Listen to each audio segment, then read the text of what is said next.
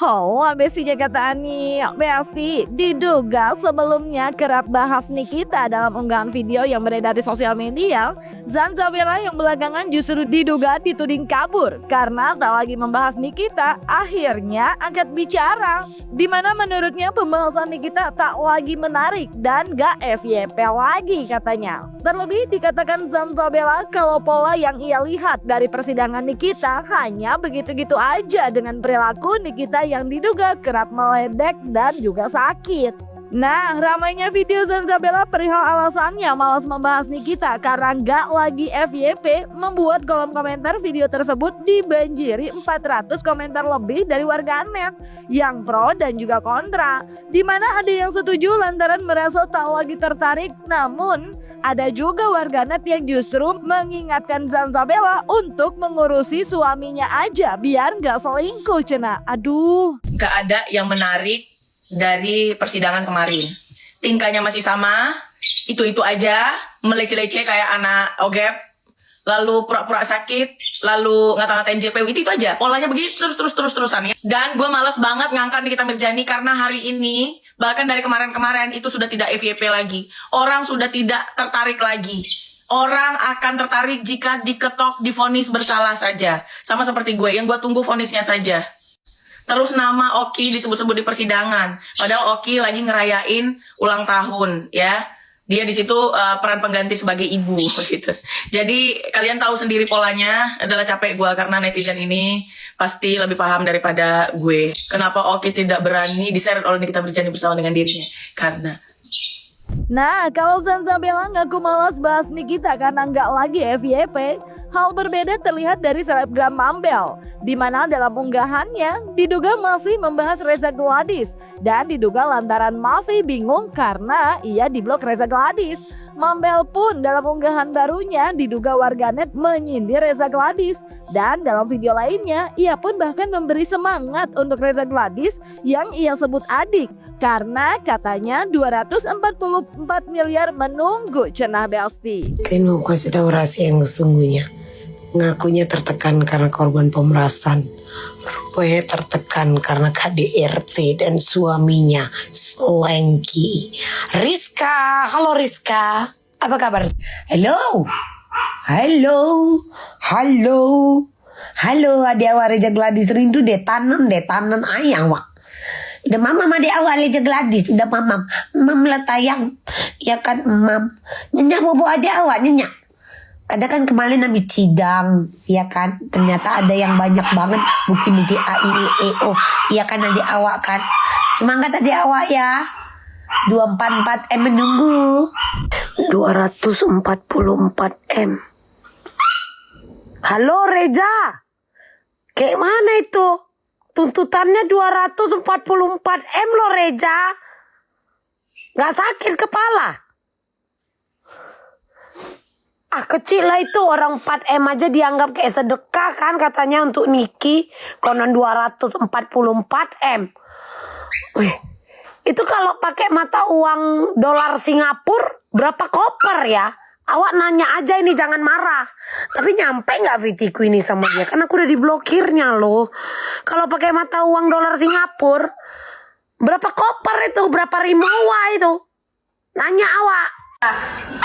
Jadi urutan pakainya malam hari kamu udah pakai. Padahal aku mau check out loh. Pun deh bebas, terserah kamu. Tuh. Kamu pakai Miracle. pakai yang lain, terus pakai cleansing oil atau cleansing balm, terus kamu. Ya kayak mana aku mau beli? Udah kau blokir aku. Apalagi kalau kamu Semangat ya sayang ya, 244 M loh ini. Tino, Semangat adek awak.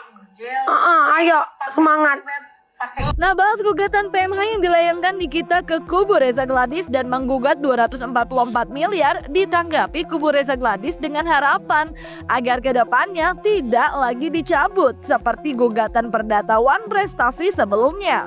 Terlebih disebut Robert tim kuasa hukum Reza Gladys untuk gugatan PMH-nya gak jelas kena Besti.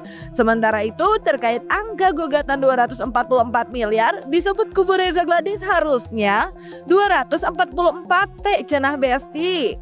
Bukan tanpa alasan bagi kubu Reza Gladys saat kasus pidana masih berjalan, namun kubu Niki justru menggugat PMH, membuat tim kuasa hukum Reza Gladys jadi mempertanyakan perihal landasan hukumnya.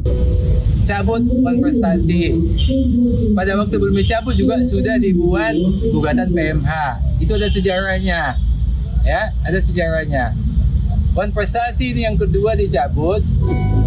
Tanggal 25 kemarin kan sidang pidana ada ahli perdata ya, saksi ahli perdata.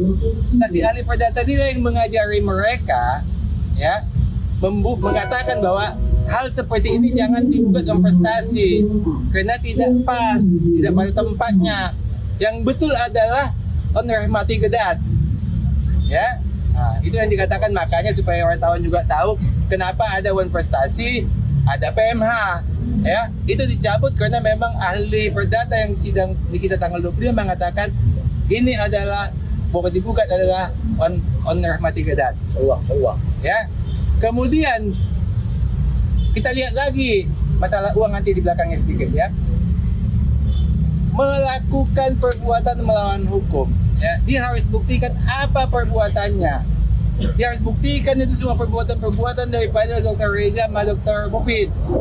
Ya. Kemudian dia harus buktikan lagi itu melawan hukum apa tidak. Apakah orang memerasi itu melawan hukum apa tidak? Lapor polisi melawan hukum apa tidak? Ya. Apakah merekam itu seperti kalian merekam ini melawan hukum apa tidak? Setiap rumah itu ada CCTV. Ya, ada maling lewat ditangkap oleh CCTV. CCTV ini izin nggak ke malingnya kalau dia direkam? Hah?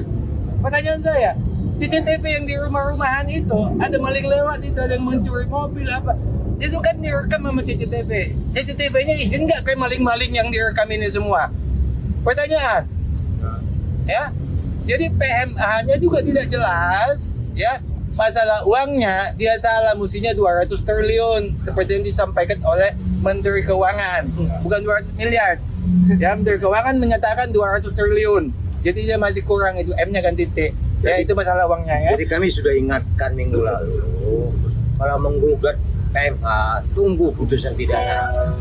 Kalau putusan pidana nanti sudah dinyatakan bahwa terdakwa bebas, monggo silahkan gugat PMH. Jadi ada perbuatan melawan hukum. Tapi kalau begini, kita masih proses pidana masih jalan atas tindakan pemerasan, digugat PMH. Apa landasan hukumnya? Biasanya PMH itu ada landasan hukumnya. Kalau dia mengakui bahwa itu ada kesepakatan, akibat kesepakatan ini dilaporkan ke polisi, dinyatakan PMH, kami baru belajar. Ternyata ada metode baru secara hukum untuk melaporkan seseorang melakukan tindak pidana, tapi digugat secara perdata oleh pihak yang diduga melakukan tindak pidana. Ya, semua pidana tidak boleh di LP. Kalau di LP gugat PMH. Ya, jadi silakanlah masing-masing mengambilin semua ini apa mobil ini. Kalau ada yang lapor polisi nanti gugat PMH, kita kuasa hukumnya. Nah, kalau kubu Reza Gladys diduga jadi mempertanyakan perihal landasan hukum dari gugatan PMH yang dilayangkan Nikita, dalam preskonnya beberapa waktu lalu, Sindu selaku tim kuasa hukum Nikita Mirzani justru menyebut unsur yang ada dalam gugatan tersebut adalah terkait adanya kerjasama yang diingkari sebelum 1 tahun terkait review produk Besti, meskipun perjanjian tersebut berbentuk secara lisan. Perbuatan melawan hukum itu adalah setiap perbuatan yang melawan hukum yang merugikan orang lain, ya, menimbulkan kerugian bagi orang lain. Nah, perbuatannya itu apa? Yaitu ketika ada kesepakatan ini, ada perjanjian yang dilakukan berdasarkan konsensus, ya, berdasarkan suatu perjanjian, kemudian salah satu pihak menggunakan instrumen pidana untuk melaporkan pihak yang satunya, ya, sehingga menimbulkan kerugian bagi pihak yang satunya, sehingga sekarang posisinya menjadi terdakwa gitu. Oke Mbak Sindu, perjanjiannya apa yang disepakati oleh kedua pihak kemudian diingkari oleh salah satu? Perjanjiannya itu perjanjian terkait kerjasama untuk mereview produk dari Dr. Reza, ya. produk-produk dari Dr. Reza untuk direview oleh Nikita Mirzani, direview yang bagus-bagus itu. Tapi apakah perjanjian itu kan perjanjian lisan ya? Apakah menjadi bukti kuat artinya secara hukum Itu perjanjian lisan yang dilakukan oleh Nikita dengan RG? mungkin ini bisa dijelaskan lagi dengan rekan saya ya, Bang Andi. Baik, saya jawab ya pertanyaannya. Apa tadi pertanyaan bisa diulang? Apakah perjanjian lisan kuat dalam hukum sah? Artinya kan ini kan perjanjian lisan kan yang diingkari kan kesepakatan kemarin kan tidak tertulis kan. Oke, baik. Ya, pertama-tama saya ingin jelaskan begini, bahwa hukum kita yang kita kenal terbagi dua ya pada dasarnya, yaitu hukum tertulis dan tidak tertulis. Artinya apa? Sebelum ada hukum tertulis itu, yang ada adalah hukum tidak tertulis ya. Artinya perjanjian itu sebelum ada perjanjian tertulis itu sudah ada namanya perjanjian tidak tertulis ya. Nah, perjanjian itu tidak tertulis itu dianggap sah sebagaimana dimaksud di dalam pasal 1320 KUH Perdata sepanjang perjanjian tidak tertulis itu memenuhi syarat-syaratnya satu perjanjian. Dan kedua, berkembangnya memang zaman sekarang itu memang ada aturan-aturan yang mengatur bahwa perjanjian tidak tertulis itu ya tidak dibenarkan ketika ada peraturan perundang-undangan yang melarang. Contoh misalnya perjanjian terhadap tenaga kerja ya, itu tidak boleh secara lisan, karena itu diharuskan secara tertulis. Kedua, contoh lagi perjanjian misalnya pembelian tanah atau properti, ya kan, itu juga tidak bisa secara lisan karena itu diatur dalam undang-undang bahwa itu tidak boleh secara lisan. Tapi sepanjang tidak ada aturan yang mengatur larangan perjanjian tertulis itu sah. Dasar hukumnya adalah pasal 1320 KUH Perdata ya. Sepanjang itu memenuhi syarat-syaratnya perjanjian, itu sah saja, tidak ada masalah itu. Ya kan? Begini, saya tambahkan sedikit ya, bahwa namanya penggugat itu, maka dia punya kewajiban untuk membuktikan. Nah, terkait gugatan ini, bahwa sebelum kami ajukan itu, kami sudah persiapkan semua bukti-bukti ya. Seperti itu kira-kira, itu jawabannya. Yang pasti kita lihat aja nanti babak baru yang dibuka lagi sama Nikita Mirzani terkait gugatan perbuatan melawan hukum yang ia layangkan ke kubu Reza Gladys. Anyway, kalau Zanzabella udah nggak tertarik bahas Nikita lantaran udah nggak FYP. Kalau kalian gimana nih? Jangan lupa like, subscribe, komen, dan share biar bisa dapetin video berita kece lainnya cuma di Kata Ani Besti. Pasti kata Ani dong.